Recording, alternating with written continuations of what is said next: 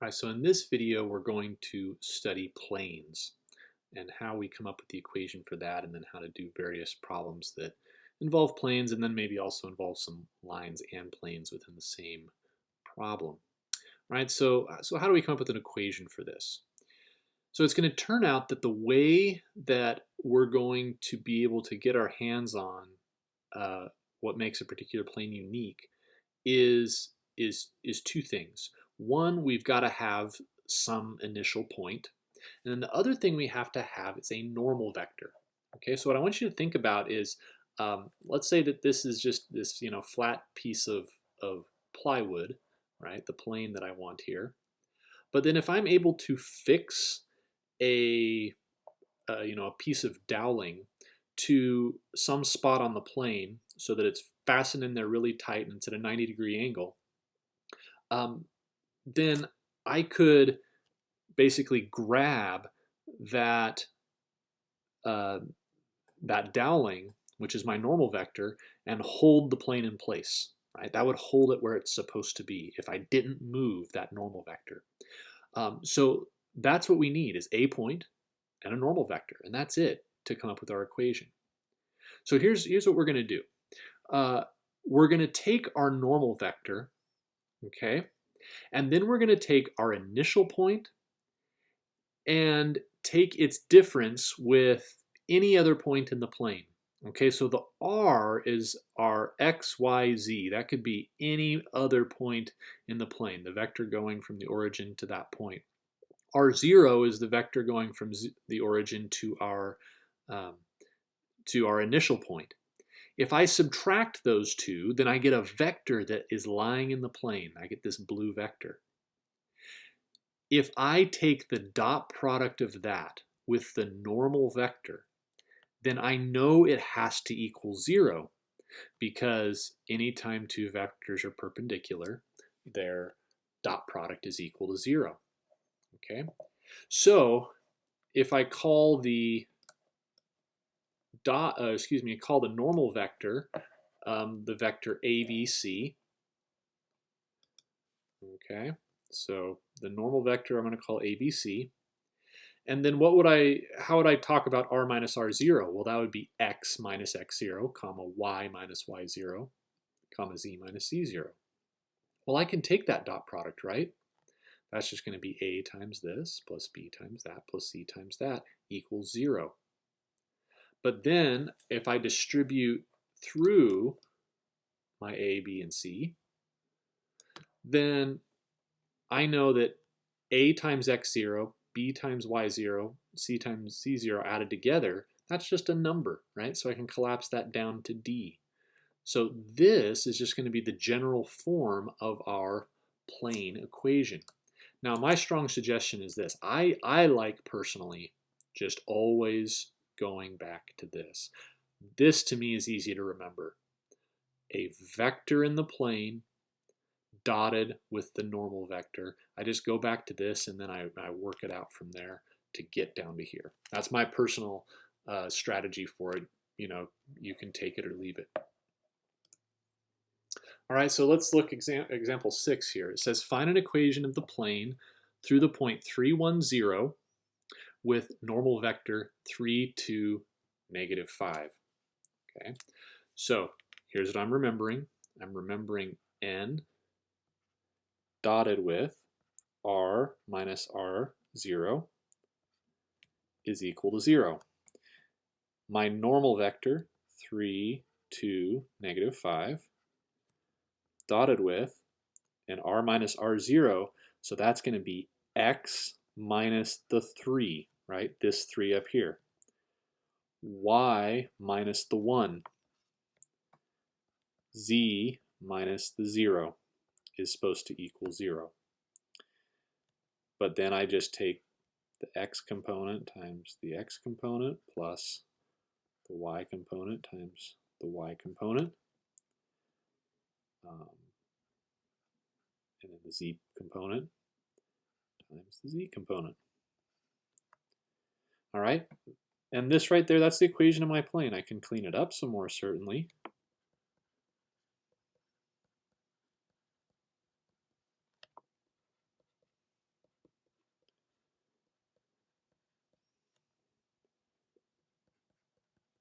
Okay, but there it is. Okay, so see what I mean? Just go back to this and then just do the little bit of algebra that you got to do there. All right, now what else did it ask us to do? Also, find the intercepts and make a sketch. Okay, so let's see, I think we should probably move down below here for the intercepts. So now that we're in 3D, when we're talking about intercepts, let's take like the x-intercept, right? When you're in 2D, the x-intercept is when y is 0, right? So in 3D though, both the others should be 0. So that's going to be 3x plus 2 times 0 minus 5 times 0 minus 11 equals 0. So 3x minus 11 equals 0. So x equals 11 thirds. So the x-intercept is 11 thirds, 0, 0. And the y-intercept,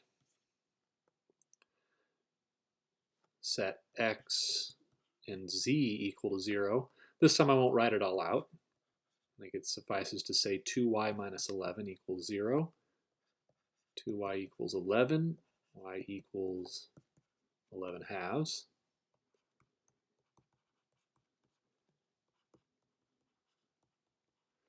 All right, and then finally negative 5z minus 11 equals 0. So negative 5z equals 11. Z equals negative 11 fifths. Okay. Now I think it's helpful. Let's just get kind of approximates here, right? 11 thirds would be 3.67, right?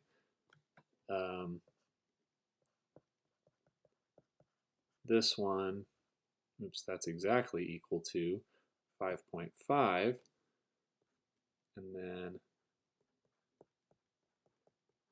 negative 11 fifths, that's negative 2.2.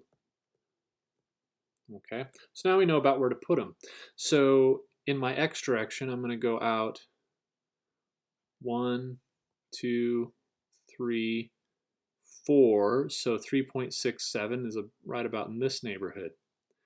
In my y, I'm going to go out 1, 2, 3, 4, 5, 6, and 5.5 is right there.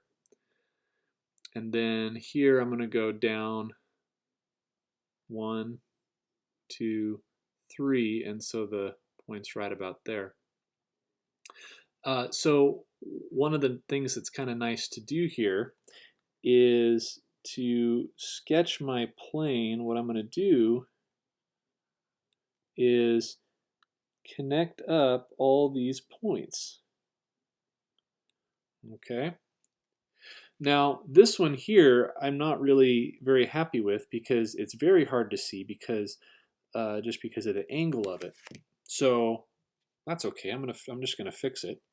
So you can always change the scale if you don't like the way this looks. So I'm just going to make my z-scale a little bit bigger. So this will be -1, that'll be -2, that'll be -3, so -2.2 is here. So this will give me a better look at what's happening here. So I like to connect them all up now and say that this is kind of what my plane looks like. But please understand that, of course, the plane isn't a triangle.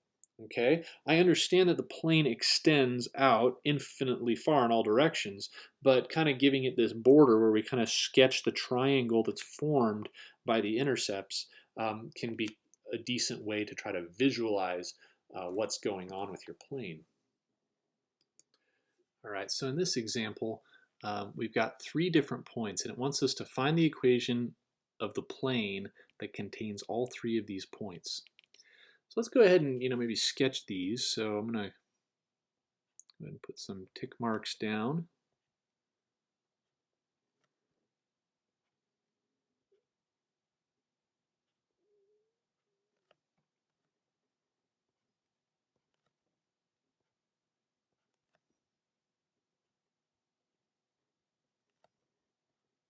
All right. So if I go 1, 0, negative 1, I'm going to go 1 in the x, none in the y, and then down 1 in the z. Now notice I'm drop a little bit below here because if you line this up here, you should drop down so it's about 1, right, in the z. So it's not going to line up perfectly with that one. Then 2, 2, 1, so over 2, and then parallel, I'm going to go in the y2, and then I'm going to go up 1. And so it's going to kind of look like it's on the z-axis, but it's not. And then 4, 1, 2. So I'm going to go out 4, over 1, and then I'm going to go up. So here's over 1, but then up 2. So here I am on the z. I'm going to go 1, 2. So 1, 2. So we've got these 3 points, and they're all supposed to lie in the plane. So this one was, let's see, this one here was our P. This one was our Q, and this one was our R. Okay, so the thing is we know how to work with vectors, right? That's what we built our plane equation off of, as opposed to points. So let's talk about what kind of vectors we know are in this plane. Since all 3 of these points are in this plane, we definitely know that the vectors that connect them up are also in the plane. So let's suppose that I took, let's take Q and draw a vector to P. So the vector that goes from Q to P. Okay.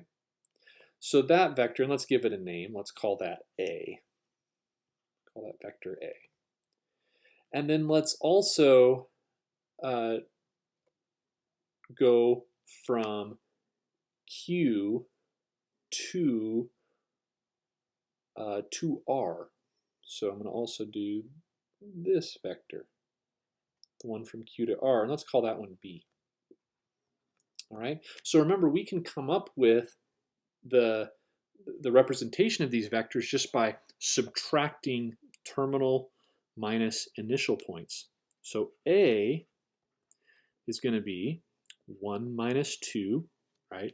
This 1 minus this 2, 0 minus 2, and then negative 1 minus 1, right? Which is, of course, negative 1, negative 2, negative 2. And then my vector B will be 4 minus 2, 1 minus 2, 2 minus 1, which is 2, negative 1, 1. Okay, so we got 2 vectors, and both of these vectors, the key is they are both in the plane. Now let's think about what do we need to come up with the equation of a plane. We need to have a normal vector. So let's think for a moment. How do we create a normal vector, right? A vector that is perpendicular to the plane if we know 2 vectors in the plane? Well, the answer to that is we know that if we take the cross product of those vectors, that will be perpendicular to the plane. So what we can say is that our normal vector n can be A cross B. All right, so A cross B, we need to do our procedure for cross products. So I write out negative 1, negative 2, negative 2, negative 1, negative 2, negative 2, and then 2, negative 1, 1, 2, negative 1, 1, right? And we go through our whole process there, and forgive me for being lazy, but this will end up being negative 4, negative 3, 5. So, you can confirm that that is the cross product that I should get there. All right, so then from there, right, we know that our formula is this, right? Our formula for the equation of the plane is n dotted with r minus r0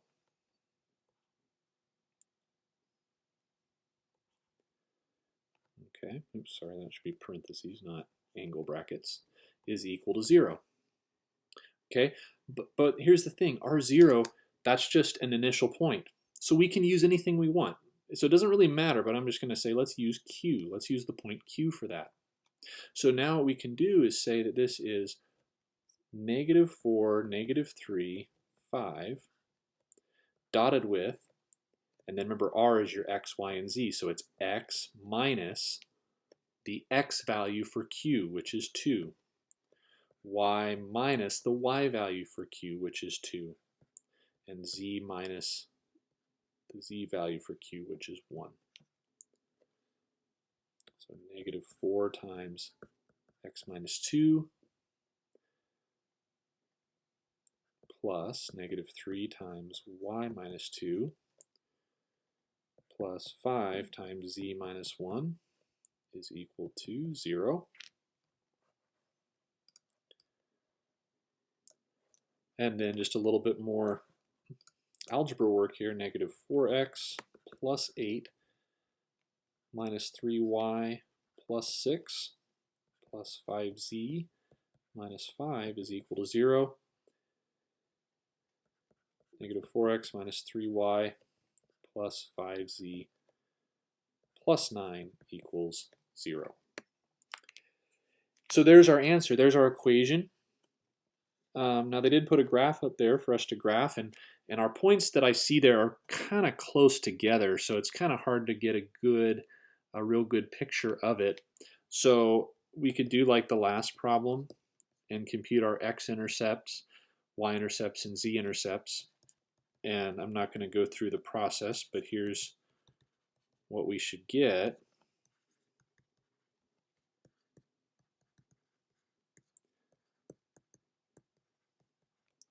So then we can use those values up here.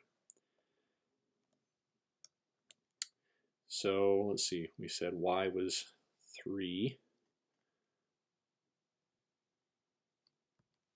So y is 3.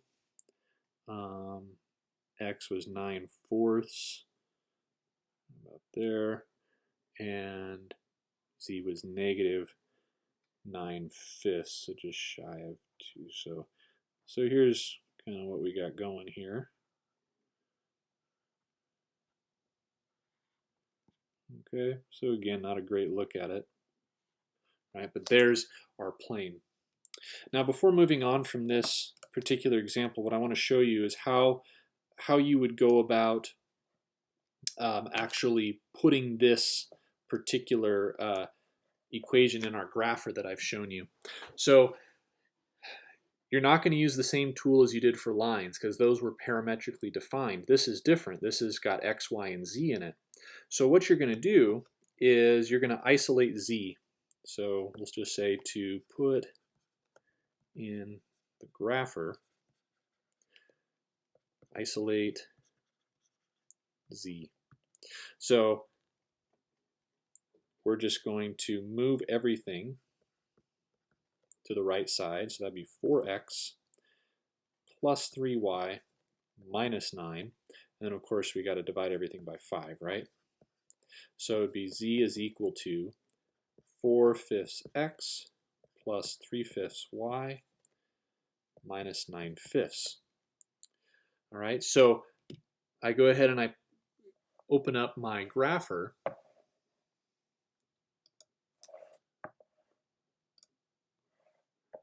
And what I'm going to select is function, okay? Z equals a function of x and y, and that's what we just did. We got z all by itself, right? So then I would put in my, so that would be 4/5 x plus 3/5 y minus 9/5. And then that is going to give me my plane. So this is the plane that we're talking about here. So for example 8, now we're going to put the worlds of lines and planes together here. So it says find the intersection of the plane 2x plus y equals 3 and the line given by the parametric equations. Okay, now first you might kind of wonder about this. Okay, wait, 2x plus y equals 3, that's a plane. Well, remember, if z is missing, it just means that 2x plus y needs to always equal 3 no matter what z is. Okay, so it is still a plane even though we're missing one of the variables. All right, and then we have these parametric equations for our line. So the thing here is, if we want them to intersect, then we need this x to be the same as this x, right? So when I write out the equation of this plane, instead of x, I just write 2 plus t, right? And instead of y, I write -1 plus 2t. And that's equal to 3. And we have 4 plus 2t minus 1 plus 2t equals 3. And so that gives me 3 plus 4t equals 3, right? Which means t must equal 0. But please understand, this is not an answer to the question, right? It says find the intersection, the point of intersection is probably what I should have said. Find the point of intersection. So the answer needs to be an actual point in three-dimensional space. Okay, so what we've just done is found what t value these will be equal to each other, the plane and these equations will be equal to each other for. So now we actually have to plug them in, right? So you have to actually then say, okay, x equals 2 plus 0 equals 2, right? Y equals -1 plus 2 times 0, which equals -1, and z equals -1 minus 4 times 0, which is -1. So they intersect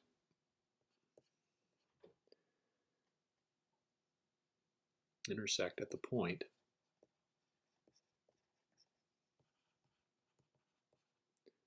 2, -1, -1. All right, so we've got, in this example, 2 planes, and we want to find the angle between the planes. So I took the liberty of putting both of these planes, setting them, solving for z, and then putting them in our grapher. So let's take a look at that. All right, so here they are. And so when we talk about the angle between them, I think it's much easier to think about things in terms of rotating this thing around until you're just looking at the side view, right? And so when we're talking about finding the angle, we're talking about this angle over here, this acute angle that these planes are making with each other.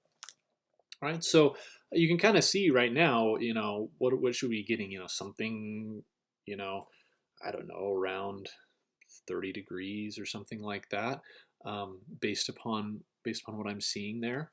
So let's go ahead and work this out. All right, so we've got 2x plus 3y plus 7z equals 2, and then 4x minus 2y plus 2z equals 4. Now, how are we going to do this? Well, if you remember what we've done in the past, in terms of finding angles, is we worked with the dot product. But that was the angle between two vectors, right? And right now, we're talking about the angle between a couple of planes. Okay, but what do we know about every plane? Every single plane also has a normal vector associated with it. So I can also say that this plane, it has a normal vector, and this plane has a normal vector. Now what I would have us notice is that this angle and this angle look like they're pretty close to the same. And if they're not the same, then you can blame that on my poor drawing, right? So the angle between the planes should be the same as the angle between their normal vectors. And the nice thing is we know the normal vector for each one. All right, so grab a different color here. So we know that A equals 2, 3, 7, and B equal to 4, negative 2, 2. Those are the normal vectors. Normal vectors for the planes. So what we can do is set up the thing we learned a couple of sections ago, right? We know that A dot B equals magnitude of A, magnitude of B times the cosine of theta. Excuse me. So here we have 2, 3, 7 dotted with 4, negative 2, 2. And that's equal to the square root of 2 squared plus 3 squared plus 7 squared times the square root of 4 squared plus negative 2 squared plus 2 squared times the cosine of theta. All right, and over here we have 8 minus 6 plus 14, and that's all equal to the square root of, so 4 plus 9 plus 49. That should give me what? This is 49 plus 9, 58, 62. And then this should give me 24. So we have 16 divided by square root of 62, square root of 24 is my cosine of theta. So then, of course, the cosine inverse of 16 over root 62, root 24, that's got to be my theta, which is equal to 65.5 degrees. All right, so now at first, if you think back to the picture I showed you, you might at first think, well, that doesn't seem right. So 65.5 degrees. Let me go back to that picture for a moment.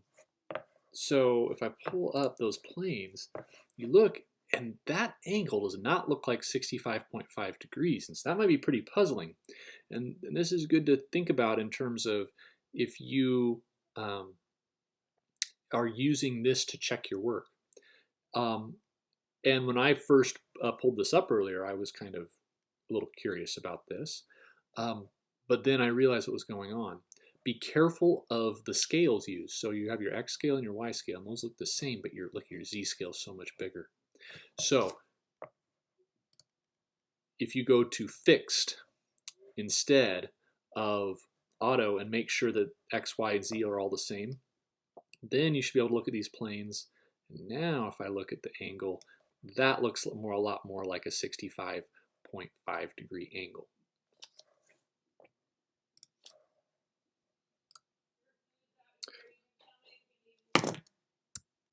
Now the second part of this same question, we're going to take those two planes and we're going to try to find an equation for the line of intersection created by the two planes.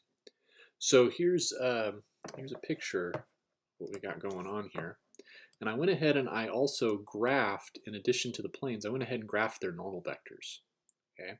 Because that's going to be the key to what we need to do here. So if I look at this, these normal vectors are going to be perpendicular, right, to the direction vector of the line of intersection. Okay, you can see when we kind of look at it at this angle here. So if you have two vectors that are perpendicular to the line of intersection that we're trying to find, the direction vector of the line of intersection that we're trying to find, they're both being perpendicular means that if we take their cross product, that can produce that direction vector. So what we'll do here is we will find the cross product of normal vectors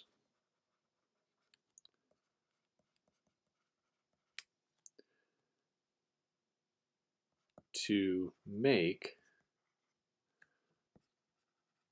the direction vector of our line.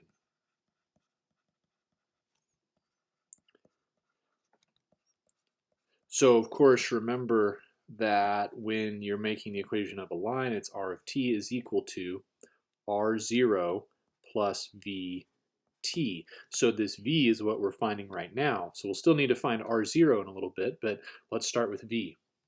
So the normal vector from the first plane on our previous page, let's just go back and remind ourselves of how we find this, right? Remember, the normal vector is comprised of the coefficients in front of x, y, and z. So 2, 3, 7 is this normal vector. 4, negative 2, 2 is that normal vector.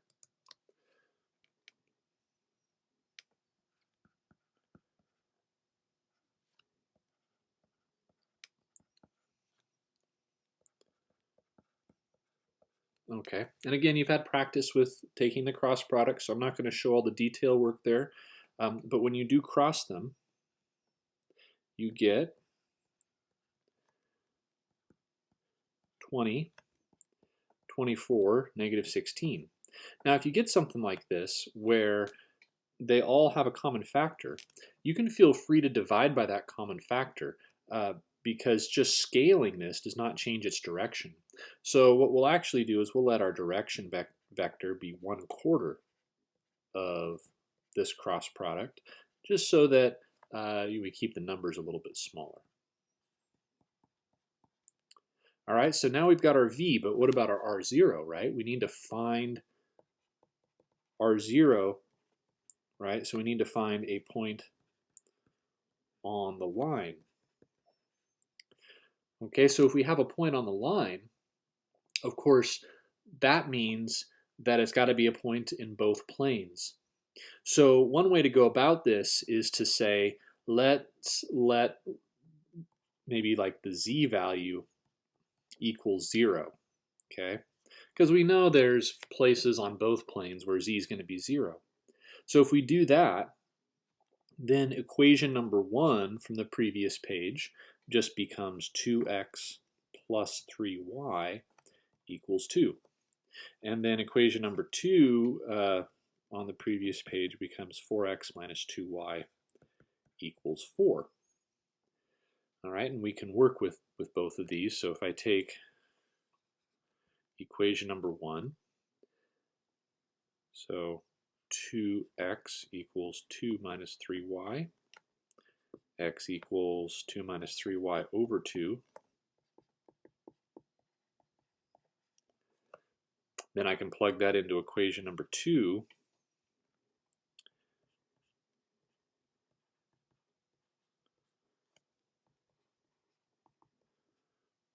And set about solving for y.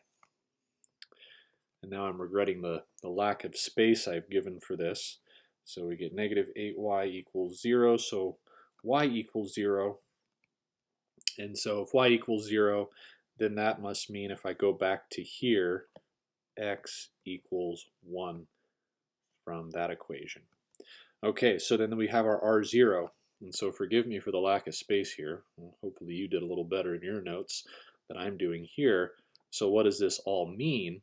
This means that r of t is going to equal 1 minus 5t, 0, let's see, minus, I don't know why I said minus, sorry, 1 plus 5t, 0 plus 6t, and then 0 minus 4t. All right, now this is pretty easy to check if we go back to our graph. So if I go to these planes, what I know should happen is if I did this right, if I plug in this equation, I should see a line running right through here. So this will be, let's see, I'm plugging in 1 plus 5t, 6t, and negative 4t. And you notice we've got a line, and it seems to be passing right through there. You can see those dashes. Okay, so we know that we've correctly found the line of intersection of those two planes. All right, so now let's take a look at example 10. Okay, this is an interesting one. It wants us to find the distance between the point 1, 2, negative 3 and the plane given there. All right, so let's make a little bit of a sketch here to kind of help us get started. So here's a plane. So the idea here is that there's this point, presumably not on the plane itself, otherwise that would be a boring question, up here in space, and it's off the plane. Okay, but if we look at this plane, we do have this information here. We do know that it's got a normal vector of 3, 2, 2. Okay, so I can represent that normal vector right anywhere I'd like. It's going to be perpendicular to this plane. Okay, now this point here is obviously the best way to go would be to go straight down. Okay, but how do we go straight down? So one of the things that we can do is we can connect up a vector from this point here where our normal vector is coming out up to here. Okay, where this is just any old place. It doesn't matter where it is on the plane. It's not specific. So we'll call that XYZ. All right, and it's going up to the point 1, 2, negative 3. And then I've got the normal vector here. So I know that the best distance from that point to the plane is just straight down, so this makes a 90-degree angle. But we also know that this normal vector over here makes a 90-degree angle. So if I can just translate this over to my normal vector, then I'll have it, right? The distance from the point to here would be the same as this distance. But hopefully this makes you think of something, right? This should make you think of the scalar projection of a vector onto another vector. And we know what this vector is, right? It's 3, 2, 2. Okay, so the question is, do we know what this vector is?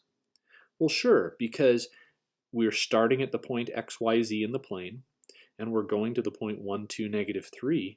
So we know that that vector, I'll call it B, is equal to 1 minus x, 2 minus y, negative 3 minus c.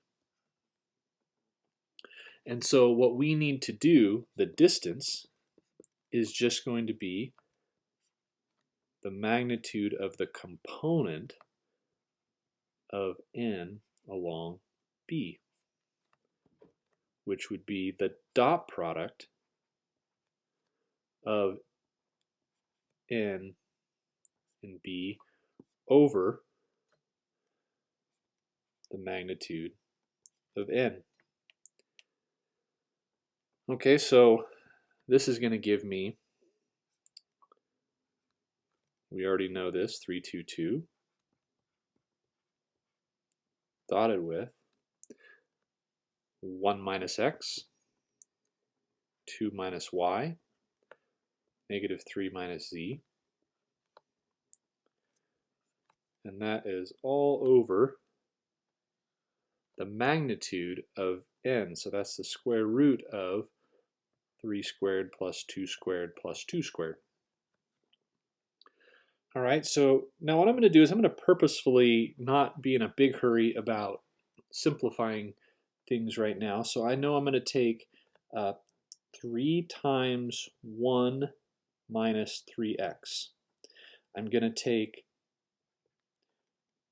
2 times 2 minus 2y plus 2 times negative 3 minus 2z.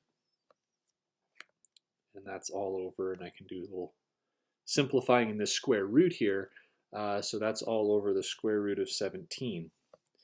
Okay, now I'm going to gather all the constants together here. So this is going to be 3 times 1 plus 2 times 2 plus 2 times negative 3, and then minus 3x minus 2y minus 2z.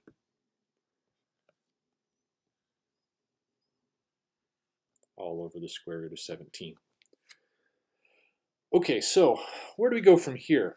Well, first of all, what we should go back to really quick is the fact that when I saw 3x plus 2y plus 2z minus 7, that equaled 0. Or if I wanted to kind of re-express this, I could say negative 7 equals negative 3x minus 2y minus 2z. So, in other words, when I see this, that just tells me to put this in its place. Okay, so I'm going to put negative 7. And remember what negative 7 is. Negative 7 is your d. Okay, so this whole thing is d from the equation when we say ax plus by plus cz plus d equals 0, right? When we talk about the general equation of a plane. So that's my d. All right, and then what is this, right? This here is me plugging in my point, right? And so I'm taking the x value times 3, the y value times 2, the z value times this 2. But what are these? This is A, this is B, and this is C. And this is my point, x1, my point, or my y1 from my point, and my z1 from my point. Okay, so putting all this together actually gives us a formula that we could have used to find the distance from a point to a plane, and it's this. We could have taken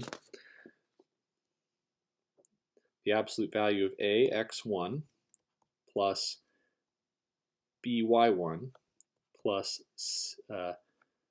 c, z1, plus d, and divided all that by the square root of, and of course these were a, b, and c, right? So a squared plus b squared plus c squared. So this is an alternate way of expressing this idea that we came up with of finding the scalar projection. We could have jumped straight to this, and you can use this if you want to. But at any rate, we can turn this into 1. All that turns into 1. D is minus 7. So then my answer, of course, is 6 over the square root of 17. So on the next page, here is that formula, although there's a bad typo in it. I don't know why I lost my C here. Should be a C with that Z1. All right, and so there's another way of, you could remember this, right? Or you can remember the idea of the component of B along N, or you could remember this formula if you're asked something like that. All right, so the last example that I do want to go through here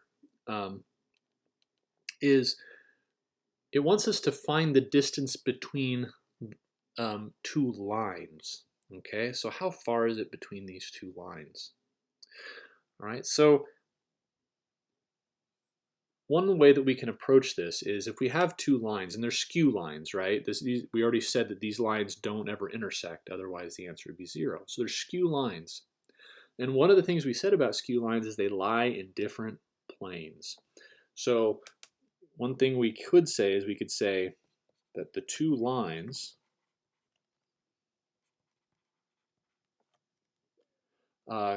can be thought of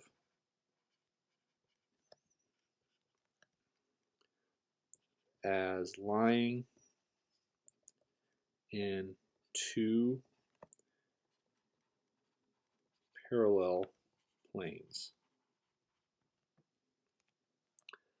Okay. Now, here's the thing though. We've got two parallel planes. Then what can we say about their normal vectors? Okay. Well, the normal vector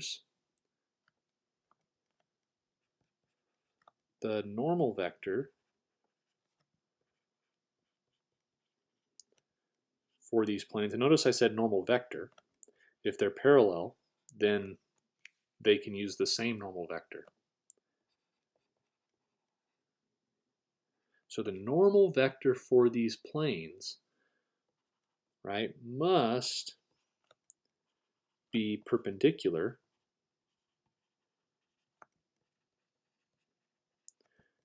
to the direction vector. The direction vectors of these lines.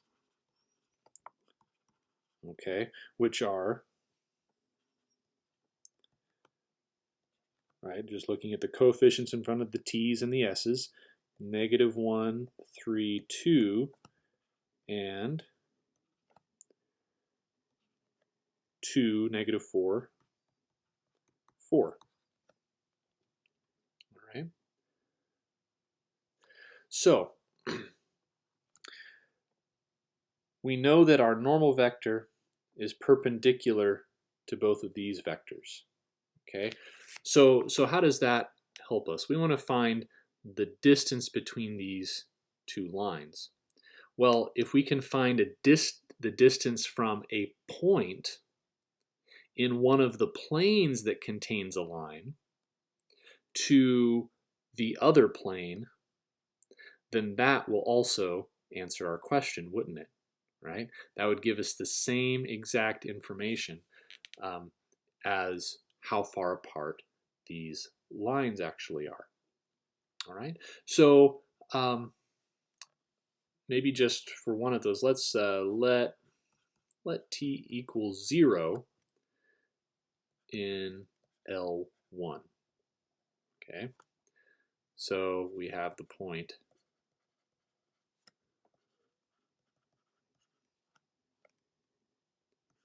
-6, 20, and then 1. All right, so let's come up with the equation of the plane, right, for this. So what did we say? The normal vector for these planes must be perpendicular to A and B. So that means our normal vector for our planes is the cross product of those direction vectors. I'm going to save myself a little bit of space here and not actually write it all out. But what you get is 28, -2. All right, so 28, -2. So we've got that. Now we can come up with the equation of our plane because we have a point and we have a normal vector. So we know that we can do this, right? 28, -2, dotted with x minus -6, y minus 20, and z minus 1. That needs to equal 0. And since we are kind of short on space here, I'm going to not do too much of the detail work. Well, I'll just skip a couple of steps, I guess. So we'll get 20x plus 120 plus 8y minus 160 minus 2z plus 2 equals 0. So here's our equation, 20x plus 8y minus 2z minus 38 is equal to 0. Okay, so here is a plane. This is a plane that contains L1. All right, so we've got an entire plane. So what are we trying to do, right? We're trying to, now these lines are not parallel, so forgive me for this picture, but this will just kind of help me talk about it. Here's a line, right? Here's a line. So let's say here's L1, here's L2, okay? Now, we just found the plane that has L1 in it, right? And in the last example, maybe I'll do something like this, right? So here's the plane that has L1 in it. Now in the last example that we just did, we figured out how to take a point and find its distance onto the plane. So now all we got to do is pick a point up here and apply the same strategy and get the distance from the point down to the plane that contains L1. And then you will know the distance between this line and this line. All right, so we'll set S equal to 0 in L2 and get the point 5, -9, 1. And so I'm going to apply the formula that we came up with in the last, at the end of the last example, this one right here. So I'm going to apply that. So I'm going to take my normal vector components times these x values. So the distance is going to be 20 times 5 plus 8 times -9 minus 2 times 1, and then minus 38 is my d, right?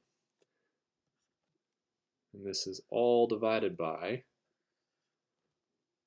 the square root of 20 squared plus 8 squared plus 2 squared.